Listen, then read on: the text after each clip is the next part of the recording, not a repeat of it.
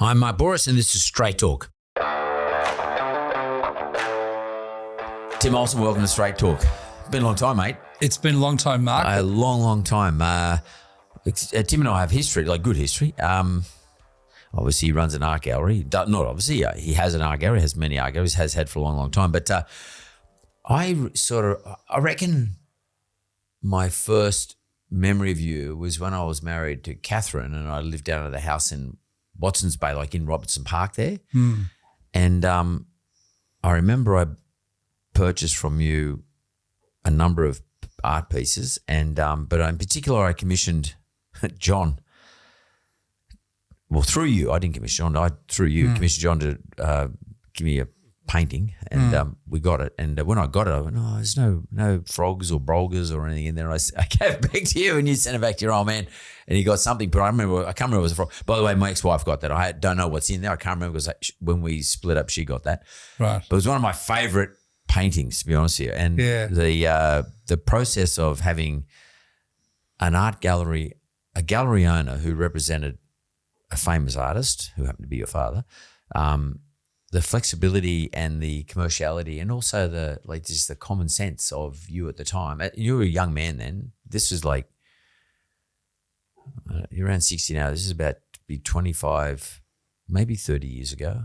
Would that be right? Would that be about 30 or 25 years? 25 years ago. Yeah. But your common sense and your approach was really refreshing to me. I'd been used to dealing with other art dealers, and I never got that. I always got that, to be frank with you, that shifty, I wasn't sure feeling. Like I remember one stage there, one guy I was buying stuff through in Wallara was buying stuff from me in New York, and he bought me a,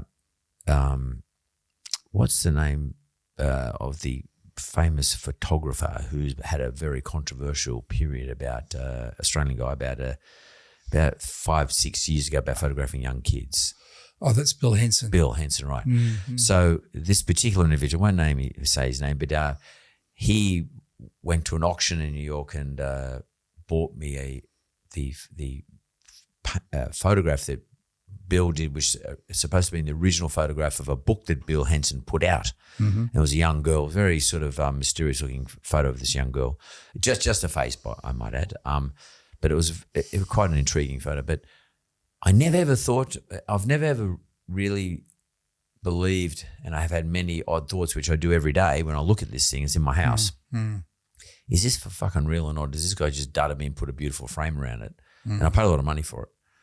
And I don't want to go back and check its authenticity out because it's mine now. I paid for it. I just want to leave it the way it is. I quite enjoy looking at it anyway. Yeah.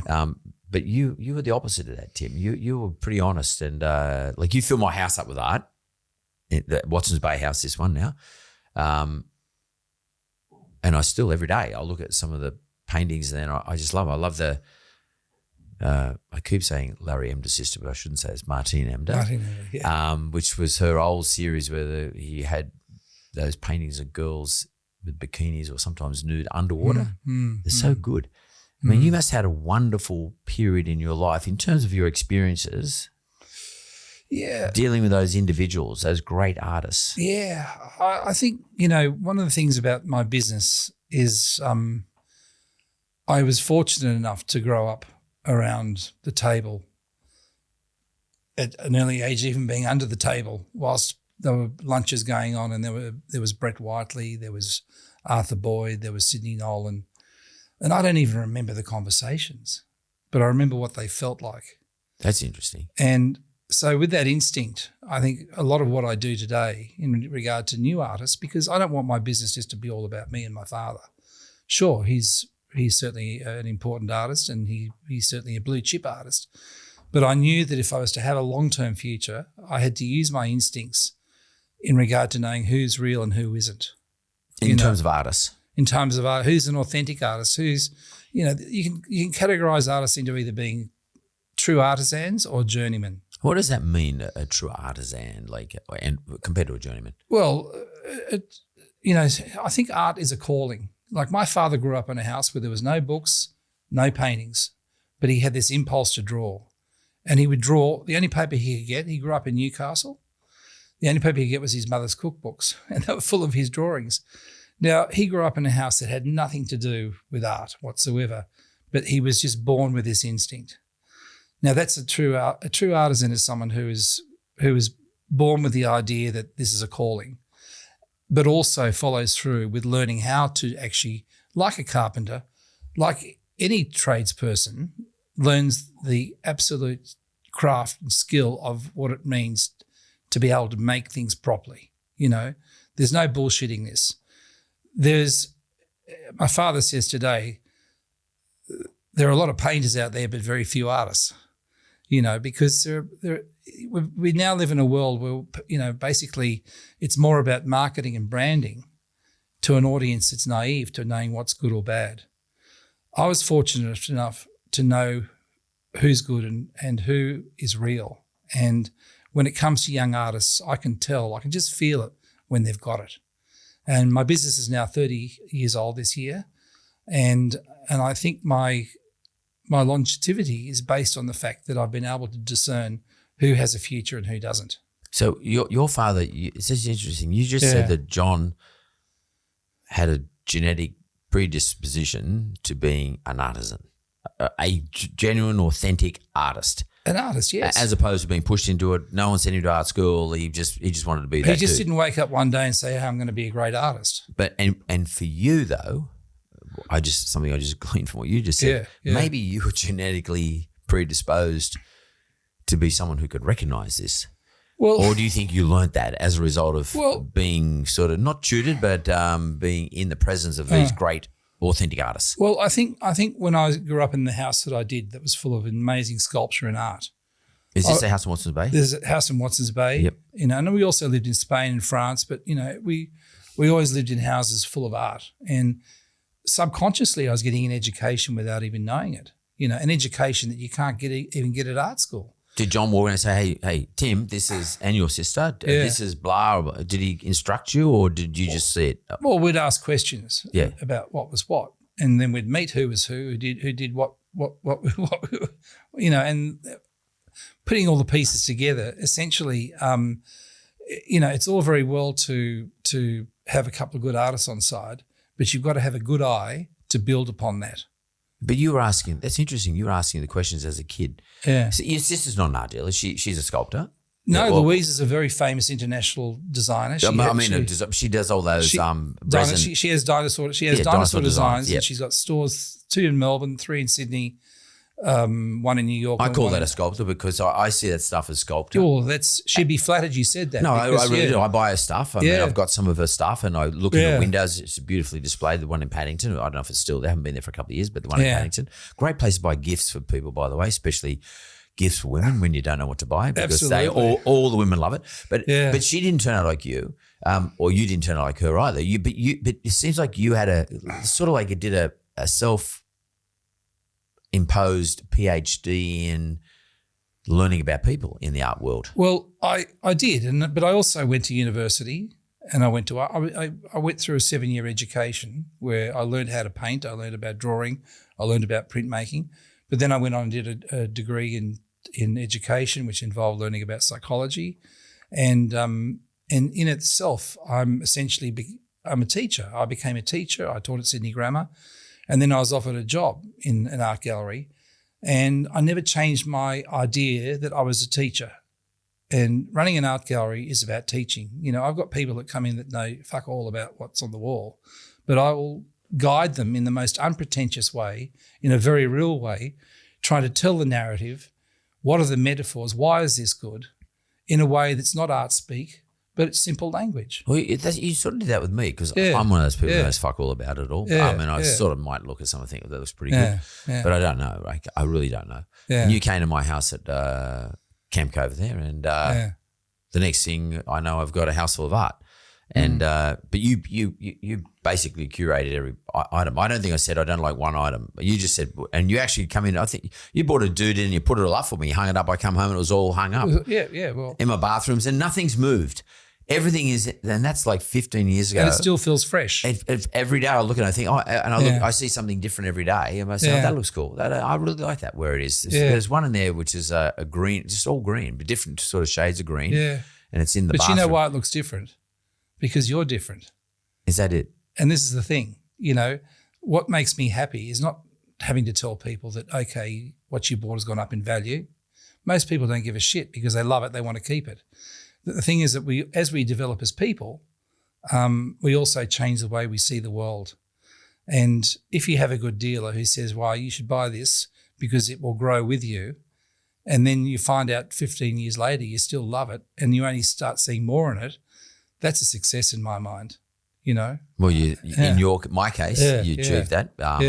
I don't know whether it's gone or not. I wouldn't have a faintest idea. I don't really care that much. I can't explain. That sounds a bit pompous and pretentious and indulgent. I do care if it goes up. I definitely care if it goes down. But I really do love it. As I said, I often think to myself, well, maybe Mark, for others, it's a bit boring. Maybe you should, get some new art or move things around or whatever. I don't know.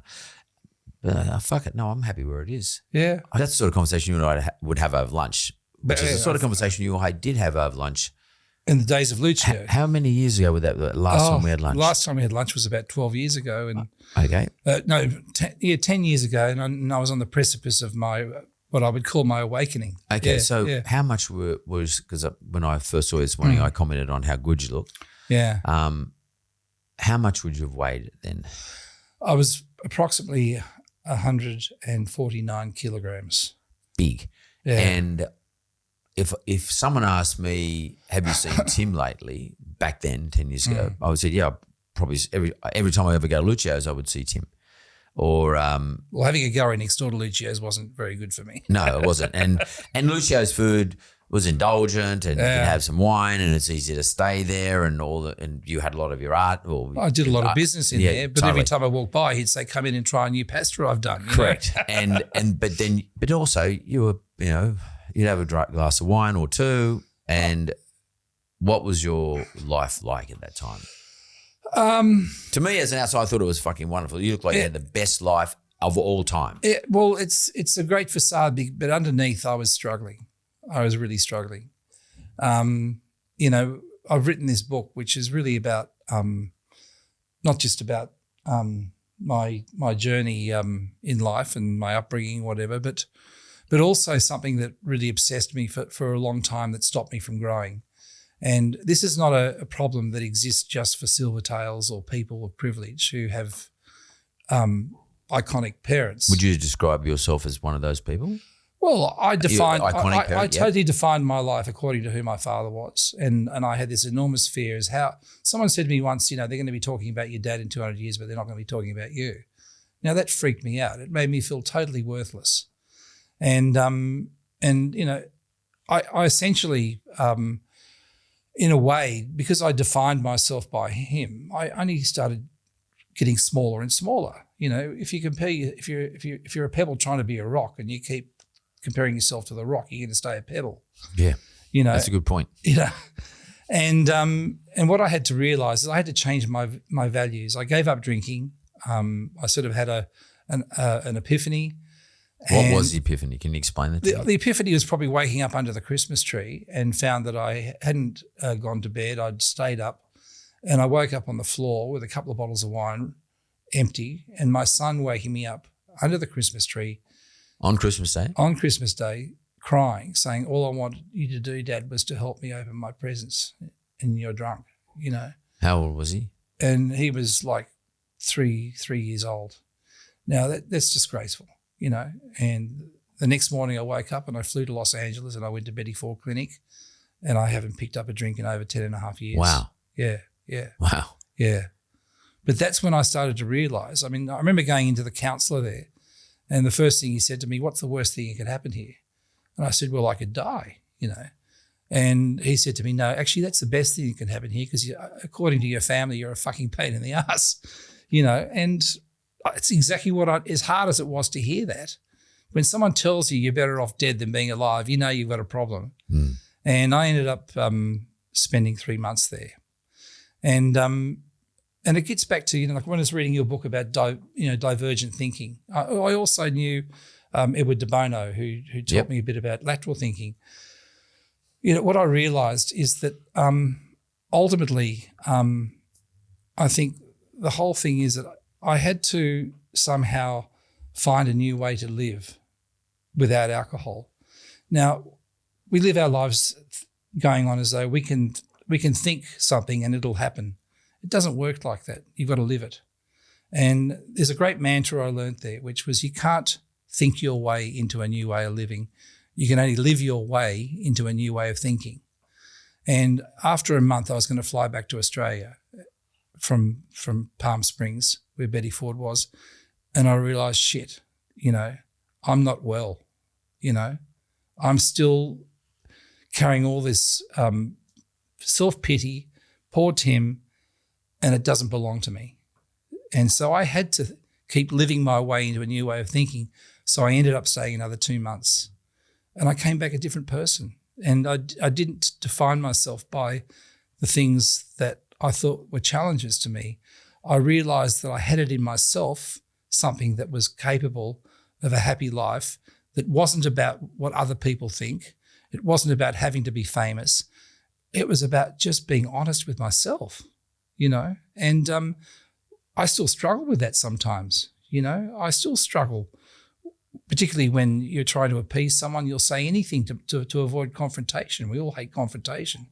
But, it's very hard to keep pulling myself back. But I lived my way into a new life, which has turned out to be the most incredible odyssey. And to think that, would you say they're going back from the beginning? Like, did the odyssey start for you as a 3-year-old to today, or you're talking the last 10 years? Well, there was a wonderful movie about Colette, who was a famous French writer. At the end of the movie, there's a wonderful line, because she was a brilliant writer, but her husband she used to publish her books under her husband's name because she was a woman. It was difficult for a woman to be taken seriously. It's gone into society for hundreds of years. But ultimately, she ended up writing in her own name. But at the end of the movie, there's a wonderful line by which she says, "I've had the most fabulous life.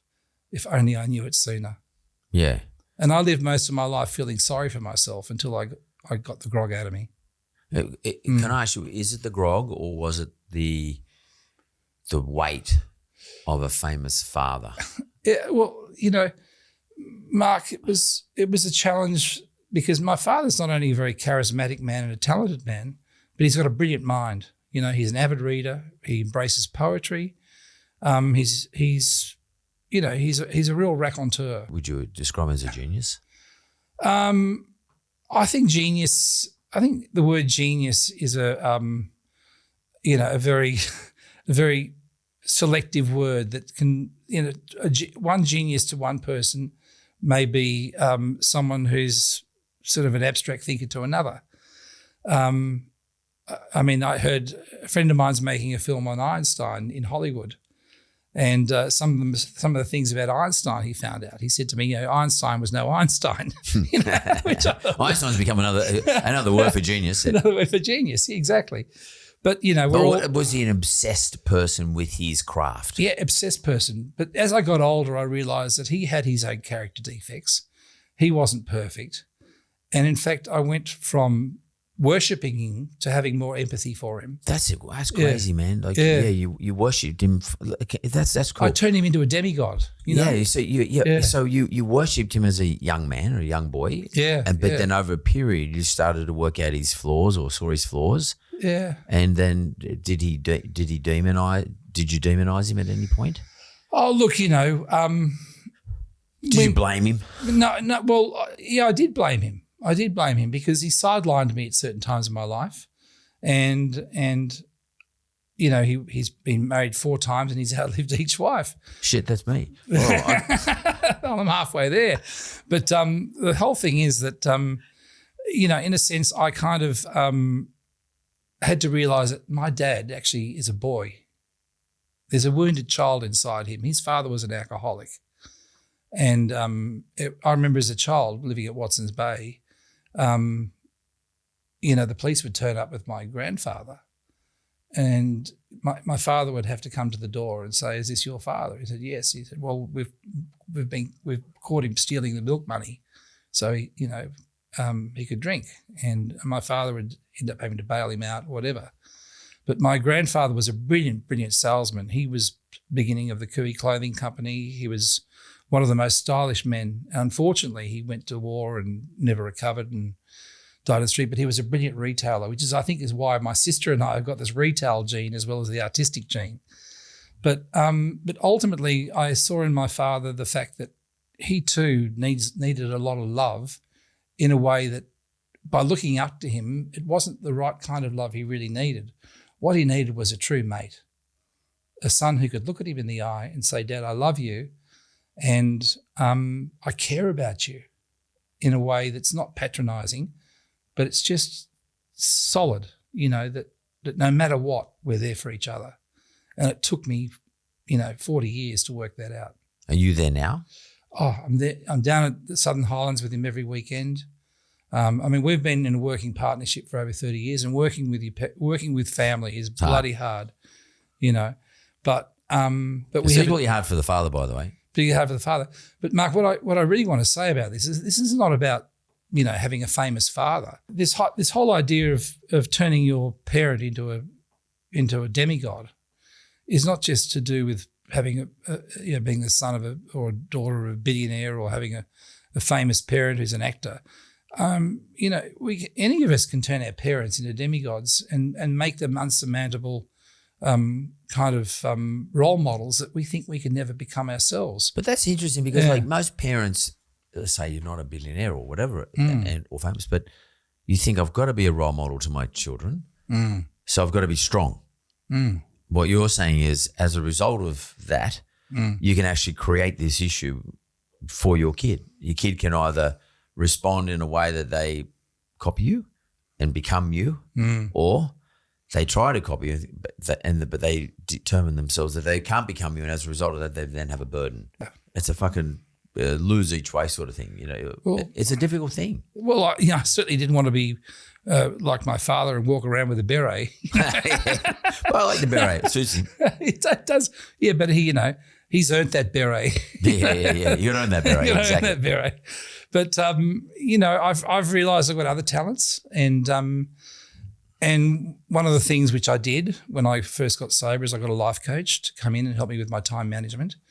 And she asked me to write 1,000 words about my life, and it was not long after my mother had died. And I was because having a gregarious father, but then having a mother who's very demure, very quiet, and very, very wise. I learnt more about being a true human being from her than I did my father. My father gave me lots of colour, but my mother gave me the idea of how important it is to have dignity. And so she gave you depth. She gave me the depth, and she said, the best thing she ever said to me once was, always remember, in whoever's company you're in, even if it's a prime minister or a captain of industry, there's always something that they don't know. So never feel less than. And I used to hear that, but never never grasped it. These days I do, and I can sit at the table with anybody and not feel as though that I'm someone who's small compared to someone else, because I've been gifted a knowledge, and I worked for my knowledge as well, having studied, that can impart something to them which they can learn from or find interesting. But that understanding of what you have to deliver, how long did it take you to work that out? I mean, it's far too long. Yeah. Well, no, seriously. And I would ask you this: do you think privilege that was dotted over your life from maybe the time you opened up the gallery, for example, it wasn't always privilege, but privilege sort of murkied the water and sort of was a bit of a blindfold to you, and then sort of led you down to having lunch at Lucio's and drinking wine, being bon vivant, and being everyone's best friend and blah blah blah. I mean, do you think privilege actually and booze clouded your view of yourself? Well, it certainly did, and there was a lot of bullshit factor about one of the things I had to really realize that I'm not the guy. I'm not the guy who has his name above the door in the gallery. I had to really learn who I was underneath all that. And sure, I was always good for a lunch. I had no shortage of friends saying, "Hey Tim, meet me down at Luce's, or let's go to Catalina. Let's come and meet me on my boat in the Mediterranean and have a week with me." And with the whole gang. And when I stopped drinking, all that stopped. I really learned who my friends were. Did you have to reshuffle your friends, or did just by not drinking? Well, they sort of shuffled me because they didn't want to get pissed in front of me. They didn't want to see me. They didn't want me to see them at their vulnerable self. And were your friends school friends? Friends from, I had an interesting education. I went to a one-teacher school in Victoria when we lived in Melbourne for a while. I went to school in Spain. I went to Vaucluse Public. I remember Malcolm Turnbull being a senior there when I was only a little kid. Russell Crowe was there as well at one stage at a great little school. And I loved the public. Closed now. Yeah, it's a shame. But it was a great little school. And but then ultimately when my father became more successful, he realised the importance of education. So I was sent to Cranbrook, and I happened to be good at rugby. So I kind of got a scholarship to go to King's. And so you went from Cranbrook to King's? To King's, yeah. And King's was the best thing that ever happened to me. Because I was at school with Rodney Adler and Jody Rich and you got away from that. Warwick Fairfax and all that kind of thing. I remember Warwick used to get a limo to drop him across the road from school, Yeah. And look, no criticisms to any of those people. That's their life. But the thing is that going to King's, I met country boys. Yeah, totally. And a boarder. And I was a boarder. Yeah. And we didn't go to Aspen. We didn't have a house at Palm Beach.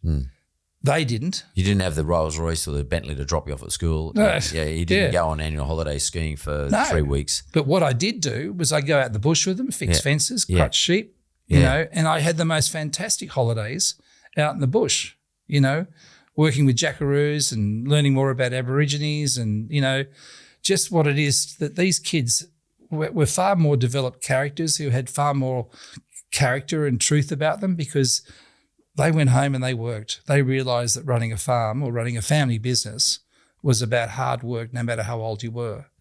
And that really taught me an ethic. And the reason they were at King's, a lot of those kids were parents ran the farms and, there was no other education process. So you sent them into Parramatta to go to King's. And I'm one of these parents. The reason you sent your kids to Cranbrook and in my case, put them in a boarding school at Cranbrook was so that I could get on with my business. Yeah. And someone else minded them and raised them, so to speak. Yes. In difficult periods, like year 12, year 11. In my case, some of my other boys, I was divorced, so the boys were young. I was traveling all around the world doing my craft. Yeah. Which in those days was the wizard business. And to some extent, some of the things you said about John actually resonate with me because I was a selfish, I wasn't consciously selfish, but I was selfish. In the eyes of my kids, for sure, I would have been selfish because I had money. I took the money option. I bought them an education and I bought them an environment and a community whilst I could go run off and do what I wanted to do. Yeah. And I was an immature person, extremely immature in a personal sense. So I didn't really know what I was doing. I mean, I was just doing what I thought was instinctively the right thing to do. And by the way, and I had very good parents who were always sort of tipping to me, but they were very soft and gentle and or just didn't want to upset me. So they didn't really tip to me hard, but I wish someone had it. And so I've spent the rest of my life trying to repair that, which hopefully, it's a long process. It gets done, but maybe I know you talk about this in your book about your dad always. Look, I remember your dad. He'd go to Western Australia or something out in the bush somewhere, and he'd go with another couple of famous artists. They'd fly over Australia and like in a small aircraft, and they'd stay there for ages painting. And I used to think to myself, what about the kids? I never thought that about myself, by the way. I just didn't use the same application to myself and my kids. But and I guess what you're saying to me is over a period of time, whilst you're at Kings, it would have been good. But like at the same time, you miss your dad. You miss that influence. Oh, yeah. I mean, with Dad, we came to have to understand that it wasn't selfish. It was about survival. And he had to put What does that mean? Well, he had to put his art first, But why? From a financial point of view? Is that what you mean? From a financial point of view. Yeah. So I have to produce the product and get it out there. Yeah. Otherwise, we can't survive. Yeah. And then the women, and then we'd come third. But it did develop a certain sense of abandonment in a way. But what's incredible is now he's 94. Still alive is amazing. And we have a beautiful farm down in the Southern Highlands, and we're there every weekend. We've forgiven him because we understand he had to satisfy his needs to do what he had to do. But the incredible thing is he's forgiven himself, and he's able to say, "I love you, my son," that he could never say for most of his life. Well, that's an interesting one. Maybe I'd love to come in and see John and say hello to him again. I haven't seen him for ages, but you should find out how he did that, because that's something I haven't done with my own sons. Yeah, and I think it's sort of overdue from my point of view too. It's an interesting. There's a process involved with that. I mean, I'm spending a lot of time. I'm in a good space with my kids. I get on with everyone really well, but probably haven't had the hard conversation. Did you have a hard conversation with John? Did John have a hard conversation with you? I think it involves several conversations. After Betty Ford, or? Yeah. Well, look, I was in a position where I used alcohol to medicate my feelings, and I was in brain fog most of the time. Dad was in a marriage where he was sort of almost emotionally inaccessible. What does that mean? Well, I couldn't really talk to him about truth. I couldn't confront him about how I felt and how I thought about, or my opinion of how I thought he was behaving wasn't. In relation to his relationship? In his relationship, no. His relationship maybe yes, but more to do with his relationship with me. Right. And but why couldn't you talk to him? What do you think that was? Because he hates. I think also this gene of hating confrontation runs in the family as well. I think a lot of us don't like confrontation. No one likes to have to hear the truth, and but ultimately, the clearer I got, and the more I was able to speak from the point of view of my centre, the more I became an authentic person, the more he started to respect me.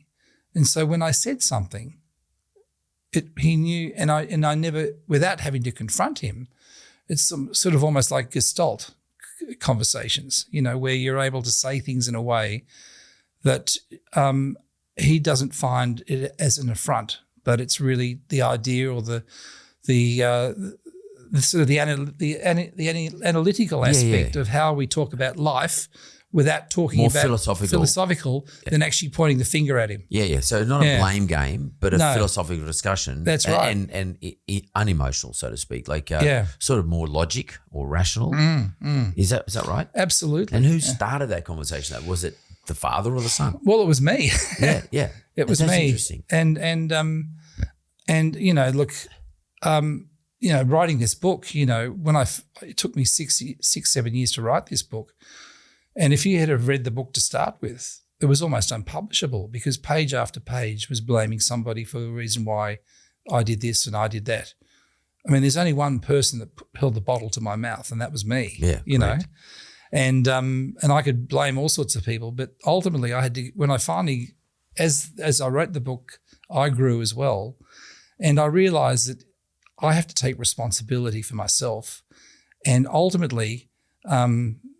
Through the process of really doing an inventory on myself, I realised in every case that where someone had pissed me off, I'd played a part in them being pissed off to start with.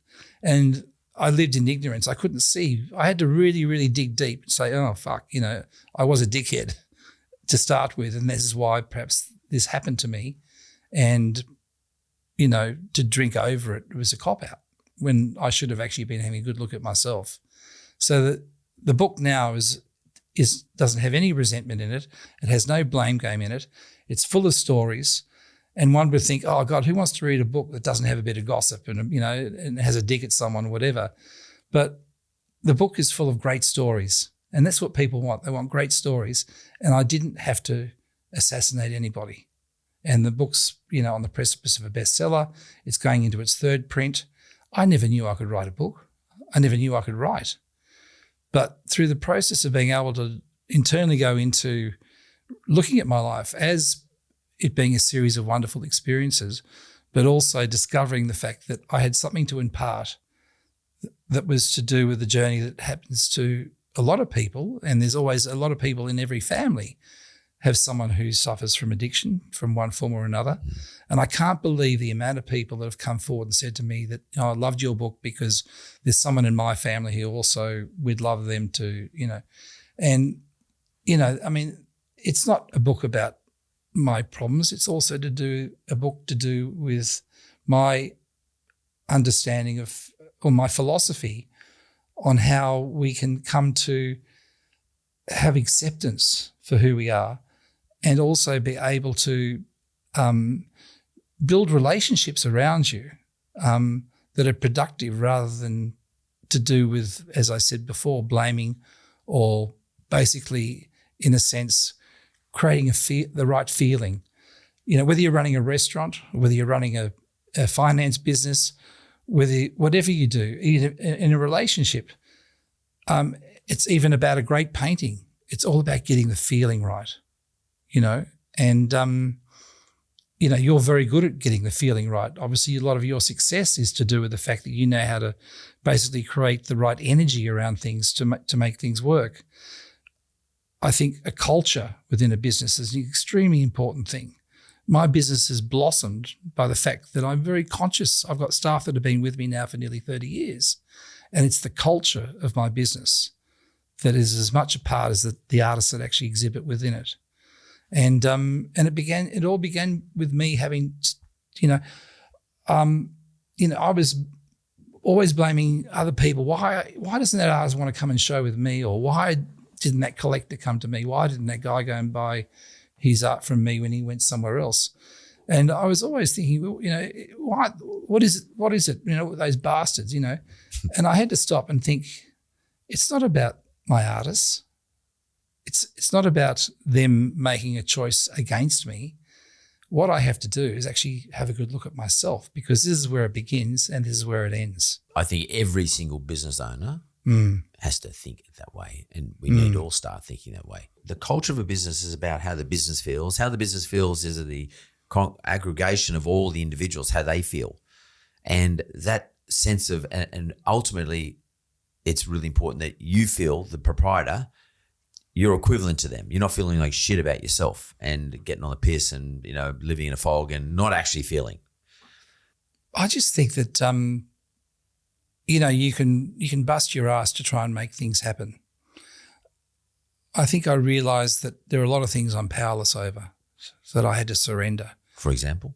Well, that I can't control other people. I can't make other people do things. I can't change the way other people think. You can't decide which is your dad's new wife, or what she's going to be like, or blah, blah. Exactly. I still, I can still sort of come out of a relationship blaming the other person for everything that happened. But ultimately, I have to stop and think, well, where did I go wrong?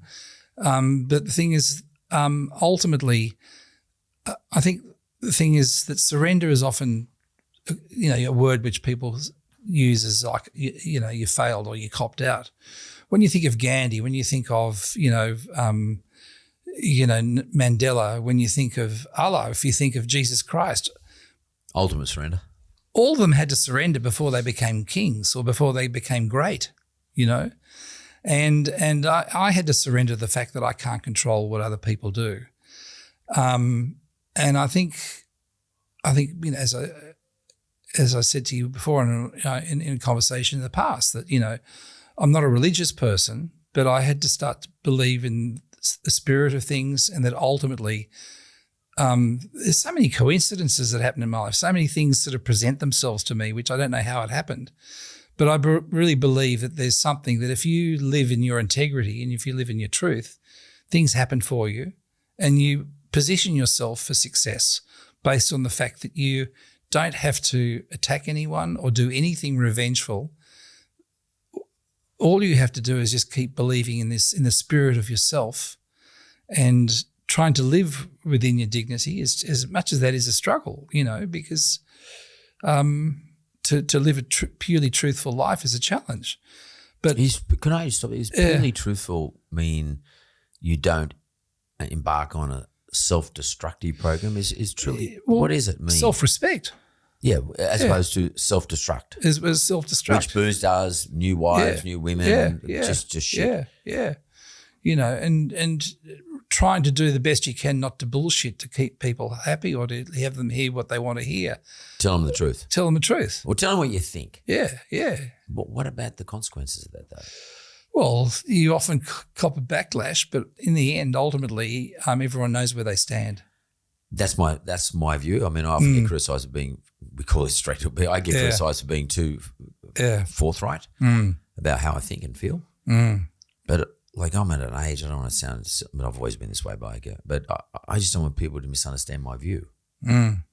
Because otherwise I find then dancing around the view, I'm not very good at that, but not only that, it's waste my time. Yeah. And energy. And you and that whole energy process, you were talking about energy before, the energy that, do you think your energy levels, apart from the fact you're physically better, do you think your energy levels, your spirit, the energy of your spirit, whatever that is, I'm not talking about, God, but the energy of your spirit, do you think that has been enhanced since you had this realization? Oh, I think my awakening is certainly, people are attracted to people where they feel,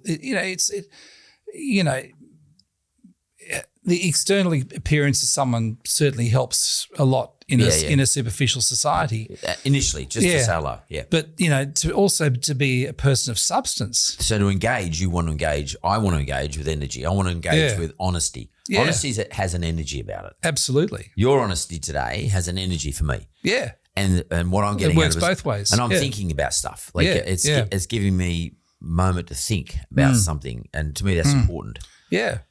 Does your energy came about as a realization of who you are after you've gone through the trauma? Yeah. Rock bottom, total rock bottom. Waking up under the Christmas tree by your kid on Christmas Day, that is fucked up. Oh, yeah. That is totally fucked up. Totally fucked up. That's fucked up, especially a little innocent little kid. That would have sent me into a spin for sure. Yeah. I haven't been that bad, but I've sort of many years ago have been close to that. That's fucked up. But then you have a realization once you go through the process, clean yourself up, get out of the fog. Now you have a new energy. What has that energy done for you in your businesses, your various businesses? Because when I first saw you, you said you're killing it now. You're doing it so well, like for a whole lot of reasons. And you're not reliant on any one particular individual, not reliant upon the great John Olsen. No, I've got a stable of 40 artists and they – my accountant who does many other galleries saying, Tim, whatever you're doing, don't stop doing it because you're doing so much better than everybody else. And every good business has to take an inventory on a regular basis. I connect with my staff. I get weekly reports on sales. I get weekly reports on how much is in the bank. I'm on top of things like I never was before. And knowing where you stand obviously knows where your hard work's paying off or it isn't. But the thing is, what I notice about my energy is such is that when people come in, they just like being around you. They just, what I find interesting is I have people come in and, they're looking at paintings and, the conversation segues into different directions or whatever. But ultimately, they just like being with you. And you can say, well, look at that picture. Well, what do you, I don't tell them what's in the picture. I say, what do you see in that picture? And then they start talking about the picture and they virtually sell it to themselves and I haven't done anything. Well, because, if you did that to me, I would feel as though you just gave me approval or authority not to listen to Tim, but Mark, what you think is important, tell me what you think. Yeah. And otherwise I would be standing back waiting for Tim to feed me what it is. And I would feel intimidated to say what I think about the painting in your presence, to be honest with you. Because, because you're being exposed to so many things over a long period of time, and you know the artist too. So I would feel intimidated. Actually, that's quite a good, that's an awakening for an individual. And I might see nothing in the painting, so I might not buy it. Well, what I love about my business is not only because it provides incomes for young artists and what makes me more happy than any of the money is to see them starting to buy studios, and they buy houses, and they have families. Then they go and paint in Paris, or they go and live in Spain. But the other thing is noticing my clients, particularly my long-term clients, how they've changed as people from collecting art, and by learning about their own taste and their own choices, what inspires them, what turns them on, what makes them think, has made them grow as people as well, vicariously through the idea of collecting art, which is an extension of their personality. So they've learnt about themselves in the process of making choices, visual choices, that aren't just visual choices, they're emotional choices as well. And the best way to allow someone to grow that way is to get them to express themselves, open up the gates for them to say, why do you like it? And of course I come in. Someone like you gives me permission. I don't know if you realize how powerful that is. Yeah. Like if it was one of the people in my office here gave me permission to comment on a piece of art, it doesn't have the same effect on me as Tim Olsen giving me permission. And if it was Tim Olsen when he was 20, no. Tim Olsen when he was 30, no. But Tim Olsen at 60, having gone through all the shit you've gone through and your own awakening and your change and your realizations and the life, mate, this life of yours, which is written about in your book, Son of the Brush, is, you said it before, your dad gave you colour, the book's full of colour, and mum gave you depth, and it's full of depth. It's like a book of depth and colour, full of stories. Yeah. It's pretty cool. So when Tim Olsen gives someone permission to say what they think, it's quite a powerful thing. Powerful. The thing is, I learned from other people as well, because they're seeing something I can't see, even though I'm meant to be the art expert. Let's just have a little look at this for a second now. Art. Why the fuck is it so? I know there's only one. Why is art important? But why is it expensive? Why is it important? Why do people keep investing in it? I'm one of them, but why do we have people who collect? What is collectible? What makes something collectible? Just help me out here. Look, Mark, Well, mate, tell me the truth. I can't do anything but tell you straight from the heart, from experience, that when we look through history, what else have we got to show for civilizations? You being a man with a Hellenic background. I mean, the Greeks, probably one of the most important civilizations of all time. I mean, there are in certain aspects anyway. There were the Romans and there were the Egyptians, whatever. But the Greeks, when it came to philosophy and mythology, were hands down when it came to understanding the human condition. Now, great art should talk about the human condition. Even a landscape, looking at a landscape, should be about not so much how beautiful the landscape is, but our relationship to nature is why a landscape's important. But with all forms of art, once upon a time, art was only something that was a privilege given to people that would paint for the court or for the Vatican, or for the church. The modern art began when an artist could paint something and talk about their spiritual interaction or their epiphany with nature or their epiphany with society in a way, but it has to have something or a substance that's to do with some form of truth, to do with civilization.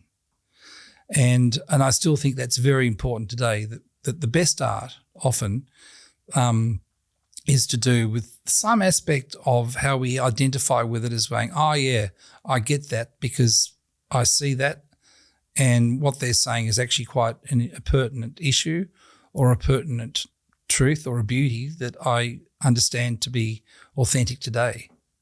And one of the biggest problems with the art world today is that it's now, since Charles Saatchi got involved with artists like Damien Hirst and Banksy and all that kind of thing, The more it's more stylized modern artists. Yeah, conceptual More Banksy, art. for example. There's a lot of crap out there which Yeah. is based on branding and marketing. And there are a lot of wealthy people out there who've got no fucking idea. But they're told that's worth $1 million and they go, I'll take one. Yep. And that's the sad thing about the art world that I don't like today. Like, Is that sustainable though? That look, process? I think like the real estate market, there's ultimately the bubbles. There's a bubble.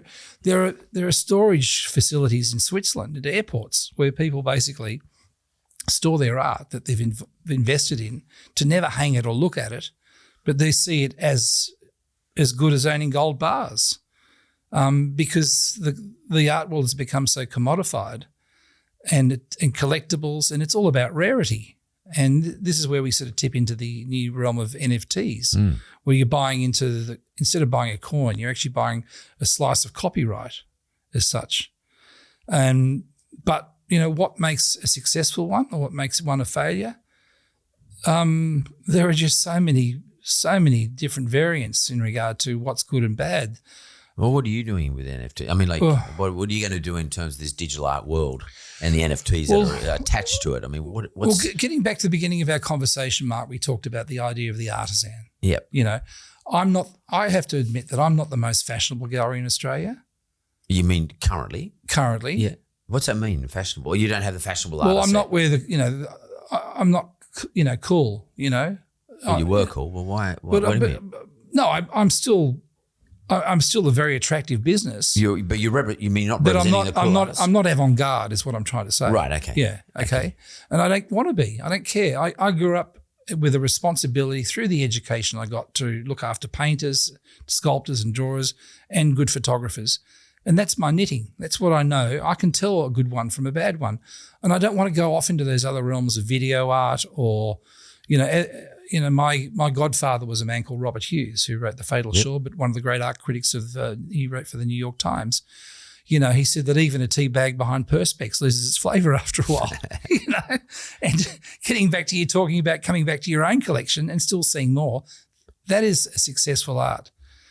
Too much conceptual art is about, it's all very well to be able to fart through a keyhole, but do you want to come back and see it again? Or, Yeah. You got to have art that is sustainable intellectually. Well, let's look at those NFTs. Yeah. Like, I mean, if you go on to some of the marketplaces, it's just, it blows your head. Like, I mean, what the fuck? I mean, some stuff's worth nothing. Some stuff's worth ridiculous amounts of money. If you look at, I follow Beeple Crap and some of his digital art's interesting. Yeah. How would like if you were going to buy some digital art, NFT, what would you be looking for then? Well, it's a whole new realm by which people are. It's become so ubiquitous. There's just so much out there now. How do you tell? I can't pick. You can't pick. Yeah. And so there's a lot of graffiti art. There's a lot of Banksys and listers and people like that who are doing things that are to do with the cool kids. The young investors, the people that end up being rich tech kids who will spend a few million on something that they think's a cool idea. Yeah. They're not investing; they're just having a punt. They're having a punt, and I think the thing is that there's a wonderful story about two Jewish men who grew up who lived by the sea, and one found a rock one day and said to the other, "I found the most beautiful rock. What do you think of it?" He says, "Oh, it's fantastic. Can I buy it from you?" He goes, "Oh, no, I couldn't possibly sell it to you." 3 weeks later, he goes, "Can I buy that rock for you?" He said, "Okay. If you really want the rock, you can have it." Anyway, these guys kept buying the rock back from each other for many years. Eventually, one of them went back to the one who originally found it and said, "I want to buy that rock back now that we've both owned it several times." He said, "I can't sell it to you." And he said, "Why?" He said, "Because I sold it to someone else." And he says, "Well, why did you do that? We were doing such good business." In other words, we're just propping each other up. We're propping each other up. Which is the definition of a bubble. Absolutely. And so do you think there's a bubble coming in the NFT market for digital art? Well, I still think it's very new. Yeah. It gets back to rarity. Yeah. And the direction I'm going is more to do with serious artists, collectible artists. I have connections with, some of the greatest, to the estates of some of the greatest artists that ever lived in Australia. I have connections to international artists. Will John ever do one piece of digital art? We're working on a piece of John's at the moment. Yep. I'm working with Heckler, a production company at the moment, who they did the Matrix and what have you. And I'm working with a guy, David Nobe, who used to be with Saatchi's and worked with David Droger in New York. And, David, yeah. Yeah, and he's a brilliant creative. So the three of us are a great team. David runs the advertising agency. He runs the advertising agency, It's, Hal Droger's brother, Marcus Droger's brother, Hal Droger's kid. Yeah. Hal used to be a client of mine. Oh, Hal was, in the law firm. We'll go back 40 years. Well, we used to call him Black Harry, because he used to run Perisher. And I remember the kids. I remember the two boys. He used to come into our office in Macquarie Street quite often. They were just kids in those days. And now Marcus, I think, is a stockbroker, and David's over in New York. Yeah, well, Ari, his son, is now in. Basically, he went from law to being a fund manager. He's now selling Sydney Airport for the second time. And Ari's one of my best friends. We were all those Droger boys are at Kings with me. Oh. I'm the godfather to his son. He's a godfather. Makes me feel really ancient. Yeah. I remember when I was in my 20s when they used to come into our office. So you're working on with all those people in relation to something that John might produce or something. Yeah, we're working on something at the moment. I can't really go into detail about it because it's. But you so rare. But again, you would say. Yeah. Well, tell me if I'm right. It all comes down to rarity at the end of the day. Yes, and there's only so many shares. It's basically a float, and there are only so many shares, and you're dealing with the best artists. Yeah. And you know that they're going to be interesting for a long time. Yeah. You've got to be with things that are going to be interesting for a long time. Getting back to everything about what I do with the artists I represent and what ends up with people's collections where they still find it interesting 20 years later. It's got to be an NFT that's going to sustain its level of fascination and interest. Yeah, and indulgence for the person who owns it. Absolutely. We all indulge ourselves. Oh, by the way, I need to ask you, I've been asking you for ages. Yeah. I once, many years ago, I bought from you a Sonia Kruger and the Australian Art Gallery. Sonia Kruger is a television. Not Sonia Kruger. Martin Emder? No, not Martin. It was Kruger, something Kruger. Oh, Elizabeth Kruger. I'm sorry. That's right, yes. And she painted Wisteria. That's right. For me, yeah. For you, and I bought from you. Yeah. And I've lent it to the Australian Art Gallery a few times, but I need to get something fixed on it. There's a bird crapped on it. Well, that's good luck. Yeah, it is good luck. But I don't know how the fuck the bird got in there. We got in my house and crapped on it, and of all things. So when it comes to something like that, like a piece of art, and we look at beautiful old antique furnitures, which like has patina.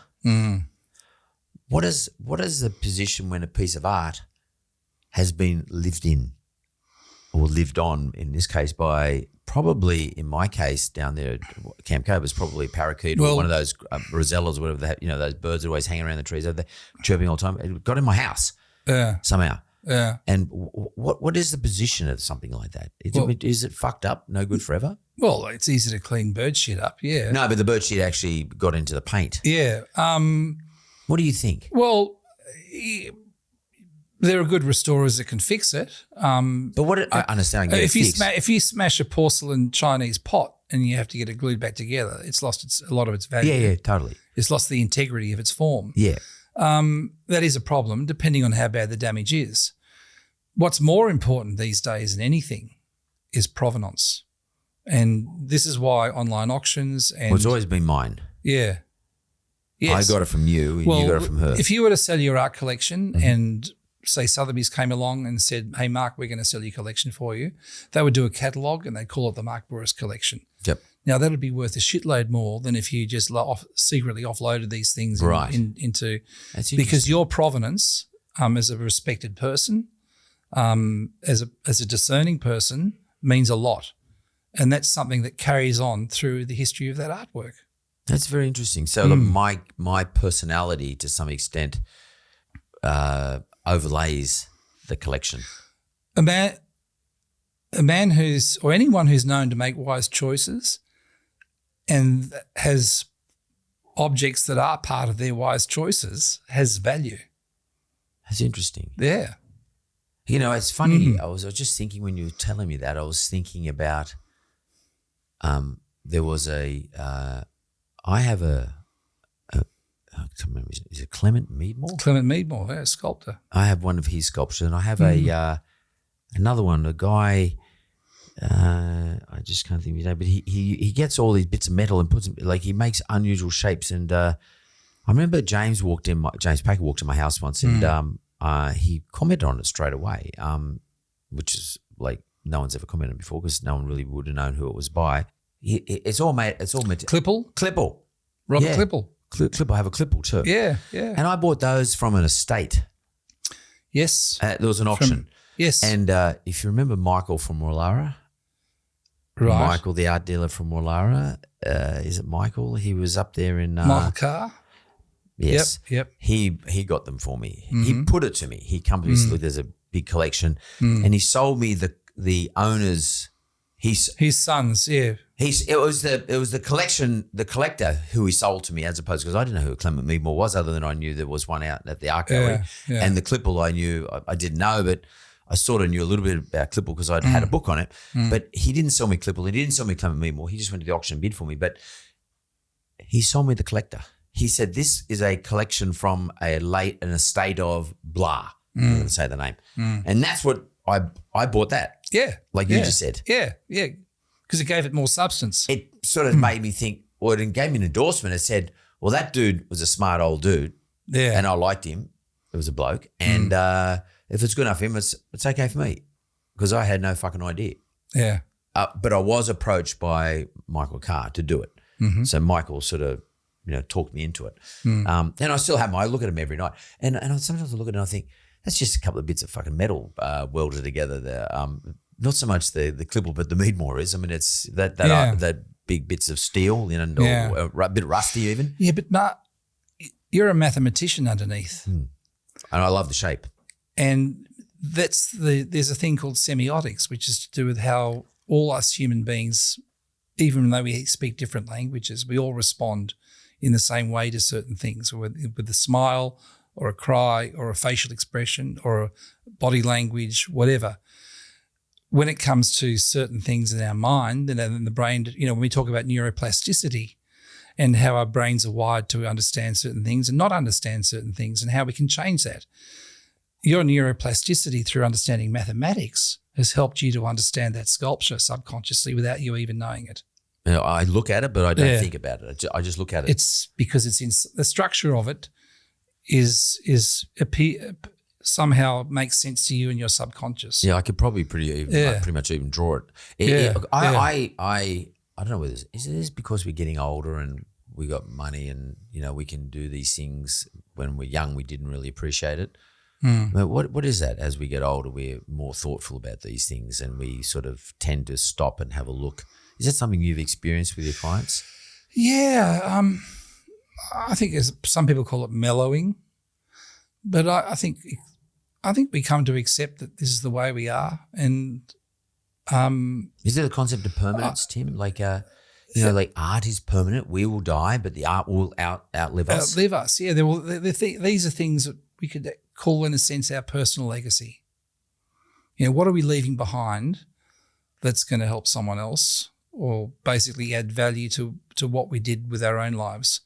And it's not just about writing a book. It's about things that we did, whether it be for you helping people to buy their first home, what your children learnt from you, all sorts of things. These are Mark Bouris's legacies, which aren't just to do with what Mark Bouris did, but all the different things that interest you, and you're doing it to your best ability with your authenticity. So when it comes to, say, John, for example, is it because John would go out into the bush and in his way, his style of painting, would paint something that we probably would never ever experience? Me as an individual living in Sydney, what is special about that? Well, the thing about my father's work is, and a lot of people, for most of their lives could never understand John's work. They couldn't understand why. They go, oh, geez, I can't, I never forget once. I love John Laws, and John Laws is a friend of my father's, but I remember John Laws, who always calls a spade, said to me once, "Is your father still painting those pictures I don't understand?" And I said to him, "Well, are you still doing that radio show he doesn't listen to?" But, Good retort. But, John had a good laugh and he's got a good sense of humour. But, the whole thing is that my father's work is about memory. It's about the nuance. It's about the sentiment. It's about the nostalgia. And so when he paints a landscape, Edmund Capon, who was the director of the, he said John Olsen was one of the most evocative painters of the 20th century. But what does that mean? What it means is that he's basically flown above the landscape and he's looked at it. Australia's so flat, you don't get much landscape just looking at a horizon.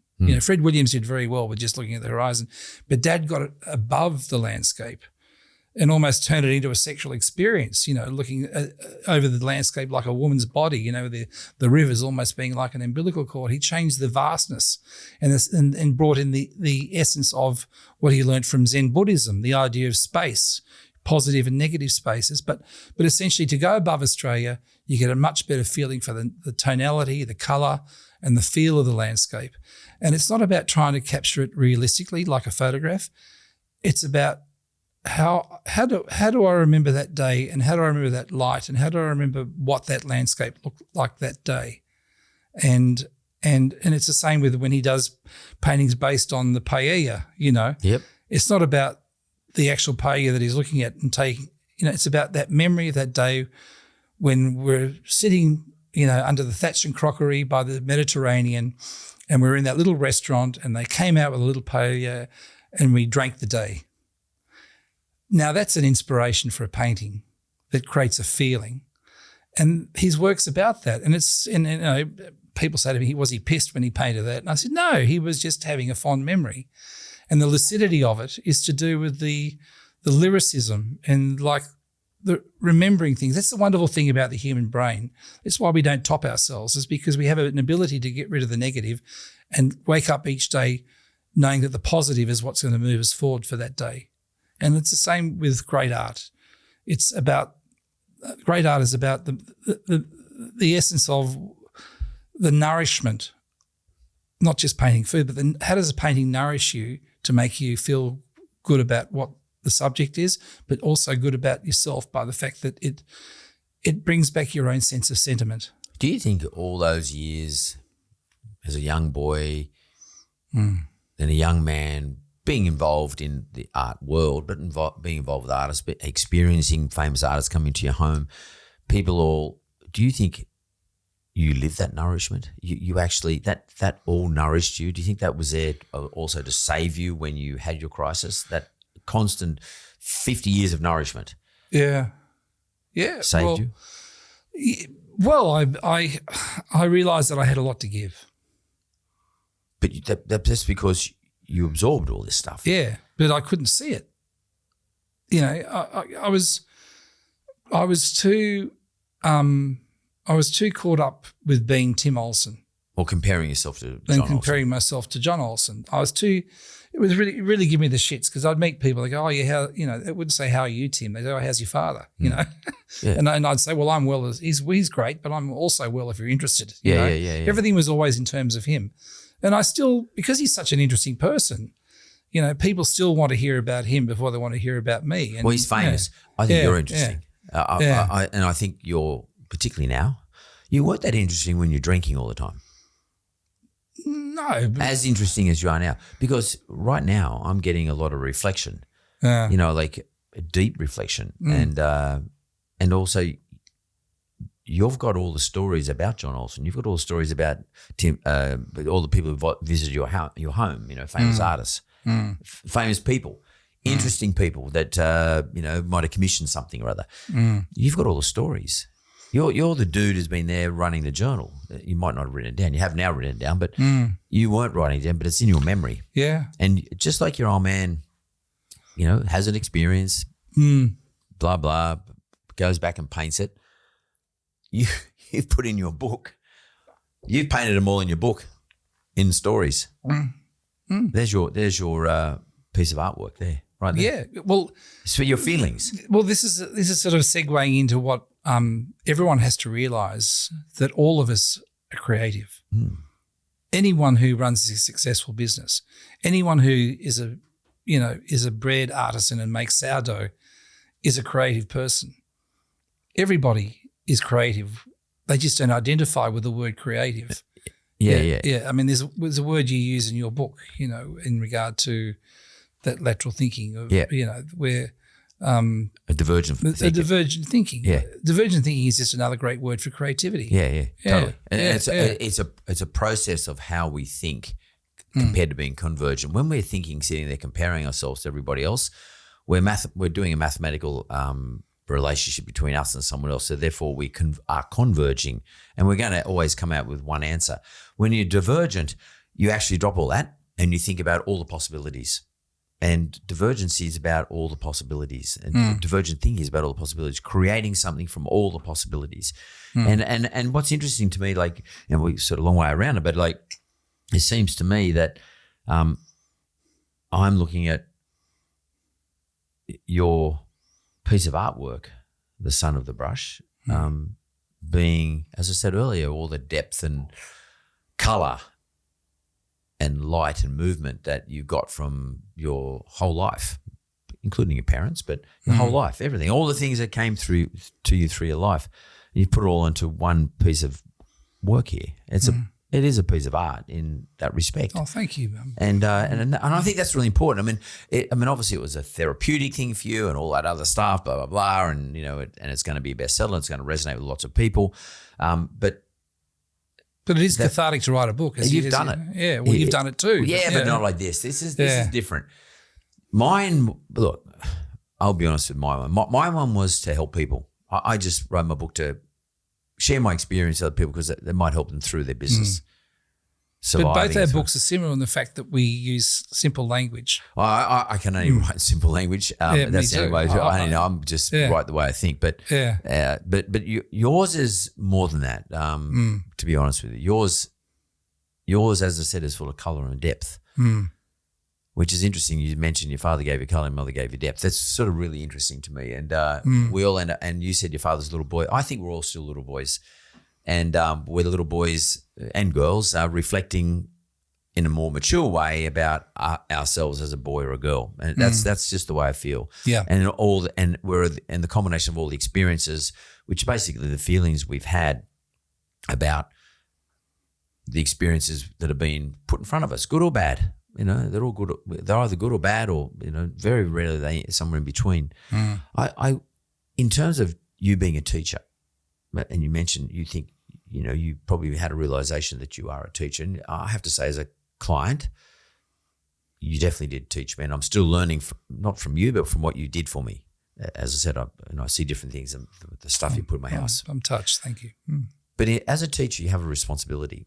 And I know, because I did this with you, young artists, you are a big promoter of young artists. I remember you and I at one stage they had a little residency thing going on up at my farm. That's right, yeah, with your little Buddhist. Buddhist Goomba at the top there. And we used to put them in there. A young artists come out of the art school and you'd identify them. We put them there and we had some older artists too. And the deal was they could build a portfolio of artwork. They spend 6-8 weeks there. Collection and give you. And I would take one. They paid you an art and they paid me an art. Correct. I'd get one piece and I got one piece. And then you would display the stuff. Yeah. And that's and I remember one stage you were going to open up a gallery in Lismore. Did you open a gallery in Lismore? I was thinking of was something happened in Lismore? What? You opened a gallery in Lismore or something? Or I was part of an exhibition that was on at the Lismore Regional Gallery. Right. And but I was thinking of, getting a place at Byron and having a little gallery there, whatever. But I ended up doing New York instead. Right. Okay. Well, that's slightly different. But the Northern Rivers of New South Wales is quite a lot of great artists come from around that area. Yes. I don't know what it is, but there's some fantastic artists up there. Yeah, there are. Whatever happened to that girl McDonald, whatever? Because you know what happened? I have to. What was her name? What was her first? Zoe. Zoe. Yeah. So she was in residence at my place. Yeah. And then my one of my managers lived there, fancied her, and tried his best, but failed miserably. And then one day I rang up a guy that used to paint cows whose name also was McDonald. Angus McDonald. Angus. And I said, mate, can you come to my property and maybe you paint my favourite cow? My sons went to the Royal Easter Show. My oldest son went to the Royal Easter Show and we got a cattle stud there. And he went to a Brahman stud and he went to the Royal Easter Show and he bought the I don't know, 10-month-old bull from the Royal Easter Show that won his division and brought it up to the farm and called it Sirloin. And I want to get a painting of him. So I got Angus to come up. And then Angus, when he was at my farm, met the young lady, McDonald. So, yeah. And sometime they got married. No, they didn't get married, but they had a long relationship. Did they? Okay. So she's still there, they together? We all went to Skiathos together once. Really? Yeah. I didn't know that. Are they still married? No. Together, I mean? No. Does she live up in the Northern Rivers? She's about somewhere, but she's still painting. She's still painting, and her work's getting better and better. Yeah, and he stopped painting. I think he might have stopped painting cows or something, and he started painting something else. But how do these people go in later life? She must be like he's in her 40s or 50s maybe now. I don't know, but 40s at least. Where do these young people end up that you sort of take on as apprentices, so to speak? It's really interesting you should bring this up because some people call it a midlife crisis. In the art world, we call it mid-career. And I think there's a certain point in life, and I certainly found that, at a very crucial point in my life where I woke up one day and I thought I've got a successful business, I've got a beautiful house at the swimming pool, I've got a lovely wife, I've got a son. Why am I still unhappy? Why am I still unhappy? Because I was in a spiritual melody, I should say, and the same thing happens with artists where they go, okay, I've run out of ideas. What can I do to come up with something that people, I can't keep painting burning ropes for the rest of my life. How do I stay relevant? How do I stay relevant? Tim Story. Yeah. I have that burning rope one. Yeah, my father calls it, how do I come up with a new circus animal, that people want to turn up to the circus for? One of the things that changed my father's life was when he was lived in Mallorca, and he became friends with Robert Graves, who was a great historian on Greek and Roman history. I know. I've actually got one. I've got the Odyssey written by Robert Graves. So he interpreted the old Greek language and put it into the poetry of the Odyssey, and I've read it. Yeah. I mean, this is a really good point. He's a very serious dude. And he loved women too, like my father did. And, there's nothing wrong with that. And my father was good at pulling the chicks. He was only a young man. He started working in this little restaurant in Daya where Richard Branson built La Residencia. But my father lived there in the 50s and befriended Robert Graves because Dad was good at getting the chicks up to Robert Graves' house up on the hill there. And they became very close friends. And there was a lot of bacchanalia and, all sorts of debauchery that went on. But a great Greek historian. Greek, incredible man, brilliant mind. But he said something to my father that changed his life. Read avidly, embrace poetry, and you will never run out of ideas. You can paint pretty pictures all your life, but unless you feed your mind, you will come to a dead end. And from that point on, Dad went to St. Joseph's. He grew up in Newcastle, as I said before. He went to a school that was completely artless, but he just started reading a lot and started to understand that the essence of poetry was metaphor, and to be able to look at the landscape and see the metaphor on the landscape, and to sort of apply the poetry. He did the big painting in the Opera House called Five Bells, which is based on a poem by Kenneth Slessor about a bloke that gets pissed and falls over the side of a ferry. And as he's sinking to the bottom of the harbour, he's actually finding his way to heaven. So there's sort of this metaphor. It's like a Greek tragedy playing out in Sydney Harbour.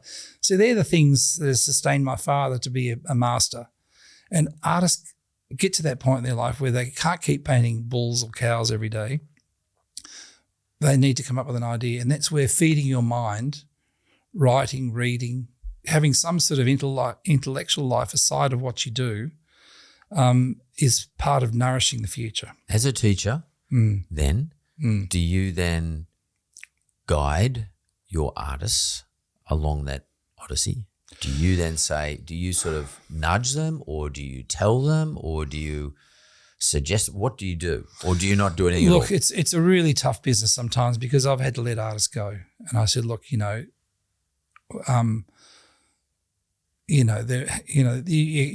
work is just not evolving. Our clients aren't responding to them. I think maybe we should have a sabbatical, and I think you need to go back to the studio and try and it's really tough to say something like that, because to criticize someone's art is to criticize their soul. You have to somehow lead them in a direction by which they can go back and do some soul searching. But do you feel philosophically obliged? Do you feel that there's an obligation? How far do you go? I don't feel. I care. Look, I have not just a responsibility to the artist, but I've got a responsibility to everybody that's invested in their art before. There's nothing worse than when someone comes back and says, I bought that picture from me. Where are they? What happened to them? Yeah, totally. And they say, oh, well, they topped themselves, or, they become an investment banker. They're an investment banker, exactly. I feel as though I've let my client down because I sold them the picture on the basis that this was not just something they loved, but also had an investment aspect to it. It's an emerging person. An emerging person, yeah. So, because it's sort of quite interesting where your responsibility starts and ends. I mean, a lot of the art dealers is just a transaction. Yeah. It's just transactional, and I've dealt with real estate. Yeah, just you buy this, and I tend to probably pay overs, and whatever, and you can get a bad feeling. Yeah. But there are, the only one I've experienced who's not that way is you, and there are people who are like you, who think like you. It's not so much of an obligation, but it is an ongoing thing. Like, it's an ongoing relationship, and funnily enough, the art that I have from you I have an ongoing relationship with it. The other stuff, a lot of the other stuff where it's just been a transaction. Well, I have a Tim story. I have the Burning Logs, which I bought through, what's his name in Hargrave Street? Dennis Seville. Dennis, yeah. Yeah. And there's a long checkered history about this particular painting, but it's very big. And it just sort of sits there, and I should appreciate it. It's probably worth a bit, but I don't. And because I don't really have is Dennis still around? Dennis is retired now, but he's still around. Yeah. I don't have a relationship with him. I never had a relationship. It's sort of very interesting that you have relationships with your art, with your artist, with your client, and that probably goes back to the fact that you got born and bred into this stuff. And you have a relationship for life with this, no matter what, whatever way you look at it. There is no choice for you. No, there's zero choice. No, I mean it's you have to embrace it. Before you're sort of fighting against it, embracing it, before you had your realization period, it was back and forth. Yeah. It's just awareness. And that I believe in, I really try to sustain perpetuity. That things should have a lifetime that goes beyond. And if an artist gets stuck, I feel enormously responsible to try and see what I can do to free them up again. And, there are many reasons why artists get stuck. It could be a divorce. It could be all sorts of, or, simply running out of ideas. Are artists selfish? Oh, shit, yeah. It comes with the territory. But you're not. So why did you realize that one of your great assets is generosity and not selfish, as opposed to being a raconteur? Well, my father's always been a very generous man. He's always giving things away. Well, he gave me that poem, that print. I don't even know what it is. I can't remember now, but it's got a poem written on there about what's his bay about the sea or something. Yeah. You gave that to me. Yeah. I keep having to buy more berets for him because he keeps giving him to the butcher or the greengrocer. Is he still getting around? He gets around. Yeah, okay? He gets around. On his walk, he's still got to walk. But Mark, it's like what you in your book you talk about the village. Yeah. And my father finds more wisdom in talking to a hardworking, ordinary person than someone who's supposedly clever and a captain of industry. My father, living in Europe, living in Spain in the 60s, he really learned about people who have lived hard and had it tough. But generally, they're more beautiful people than those that are just rich. Yeah, I agree with that. And the value of that a simple life has more wisdom in it than one that looks clever. It definitely has. as we get older, has a lot of attraction. I was talking to a friend of mine. You would know him. He's an East Suburbs guy, extremely successful guy as a property developer. I was talking to him yesterday, and he was telling me that he took his family down. He was on the phone, asked me to help him out with something. He's down in Tasmania, and I said, "Oh, where?" He said, "Told me where we're staying." He said, "We're just renting with my family, wife, kids, and stuff like that, grandkids, 2 little simple houses." Now this guy is, is so rich he could buy Texas, and like he's that rich. And I said, "Mate, how is it like living in these still simple places down the end of Tasmania?" He said, "Fuck, Mark." He said, "It doesn't matter how much money I got." I said, "I can't." He said, "I can never repeat this." He said, "This is so easy. It's so simple. There's nothing to worry about. Don't have to worry about something getting stolen. Like there's nothing. I don't have to put a security system up. I don't have to drive through security guards, take him into my house, whatever." He said, "It's so good." And it's the simple life. I think at the end of the day, that's my dad's like that. My old man he's got a nice house, lives in Moss, but he just lives the ultimate simple life. He's 88, healthy as anything, lives a fantastic, simple life. Nothing complicated in his life. Nothing, zero. I just wanted to say to you something, Tim, and we'll bring it to an end in a second. I've taken a lot of your time, and I don't know where this came from, but when I was 25, I was working in a law firm, 26 it was, and my young brother just finished his law degree, so I got him a job at the same firm that I was at, and it was a place called Simon Zabowski. You may know David Basky. Yes, know David, yes, yeah. And David was a senior partner, he was like, he was 10, 15 years older than me, and I really looked up to him. And I went to his house. He had this house in at the time in Hopeton Avenue, and he had like all these famous artists up there, and he took me around the house, showed me these different art. And I had no art, somehow I looked up an auction. Don't know why. There was an auction on in down near the Rocks. There's an auction house there, and I took my young brother, who was at the time 22, just finished his law degree, and we went into this auction, and they gave you paddles, and I decided to buy some art, paintings. Why the fuck I did it, I don't know. And I bought my very first piece of art and I still have it, was a William Lister. Good artist. And why I chose him, I can't tell you. But I really loved the frame on it. Was beautiful. I thought the frame was beautiful. In those days, everything was gold framed, And I met Chris Day. Is it Christopher Day? Yeah, Chris Day. And Chris was an old school art dealer. They had a lot of those sort of things. Traditional art dealer, yeah. He then sold me another Lister. Yeah. Then I bought another one. I have like 6 Listers, which are and they didn't cost, I think I paid $3,000 for it, which is probably a lot of money back 40 years ago. But, and I've got a few of these now, a client of mine gave me one when I was going through his house in Gillingham Road, which was a very rich client when I was in the law firm, and he realised I had something. He gave me one, just literally gave me one. And I have such a fondness and affection for these paintings, even through all various divorces and things like that. I always kept those, no matter what. Unfortunately, the painting I had from your dad, it went to one of my ex-wives. She took it. But I always insisted. We'll have to make up for it, Mark. Thank you. You're a bit expensive for me now. No, we'll do a very good deal. Do a good deal. But I never let these go because I have a massive emotional, and I'm not an emotional dude, but I have a massive emotional attachment to them as being my first indulgence in my whole life.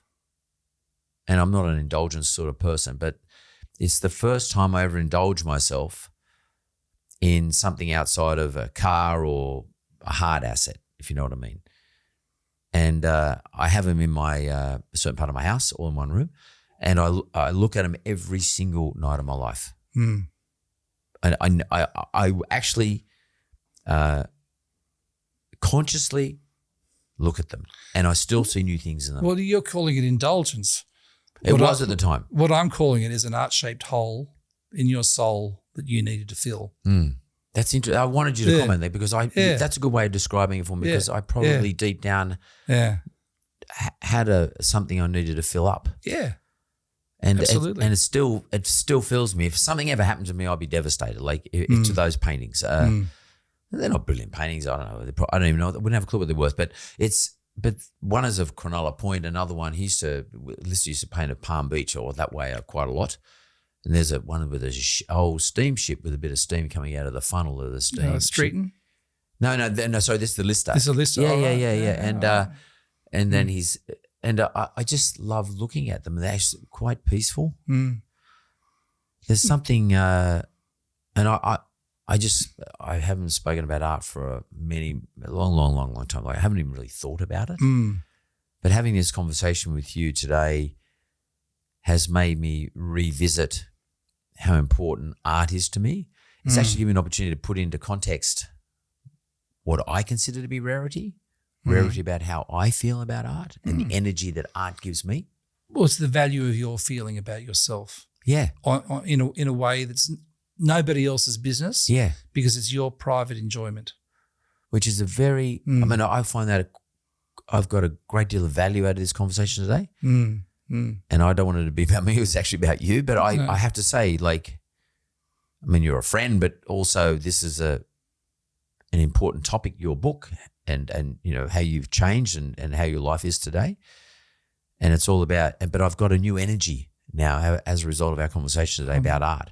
I'm not saying I necessarily want to go out and buy more art, but there is an energy that I'm now going to get from my art, or a renewed energy I'm going to get from what I have in my place. Thank you, Mark. And I really appreciate it. Yeah. And I hope people buy the book. I hope people can get energy out of what you read, and then start to think about they're so important words. Fuck, they're so important. Colour and depth. Thank you. Colour and depth, mate. That's how I would best describe you. Colour and depth. Actually, I want to rename the book Colour and Depth. Colour and Depth. I'm not son of a gun, but son of a gun, exactly. Tim Olsen, thanks very much for Straight Talk. My pleasure, mate. Mark. Thank you for having me. Thanks, mate.